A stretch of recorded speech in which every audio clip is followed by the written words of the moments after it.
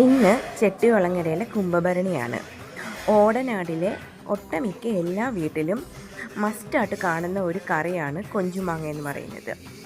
ഈ കൊഞ്ചുമാങ്ങ കറി പ്രത്യേകിച്ച് ചെട്ടികുളങ്ങരയിലെ 13 കരയിലുള്ള മിക്ക വീടുകളിലും ഒട്ടുമിക്ക ഒരു 99% വീടുകളിലും വെക്കുന്നതാണ്. ഇത് ചെട്ടികുളങ്ങര അമ്മയുടെ അനുഗ്രഹം നേടാനും ദേവീ പ്രീതിക്കായിട്ട് എല്ലാ വീടുകളിലും ഈ ഒരു കറി മസ്റ്റായിട്ടും വെക്കുന്നതായിരിക്കും. വർഷങ്ങൾക്ക് മുമ്പ് കുംഭഭരണി തിരുനാളിൽ കുത്തിയോട്ട ഘോഷയാത്ര റോഡിൽ കൂടെ പോകുമായിരുന്നു. അപ്പം ഒരു യുവതിക്ക് ഈ കുത്തിയോട്ട ഘോഷയാത്ര കാണണമെന്ന് കലശലായിട്ടുള്ള മോഹം തോന്നി. അപ്പോൾ പുള്ളിക്കാരത്തി ആ സമയത്ത് കൊഞ്ചുമാങ്ങയൊക്കെ പ്രിപ്പയർ ചെയ്തുകൊണ്ടിരിക്കുന്ന സമയമായിരുന്നു.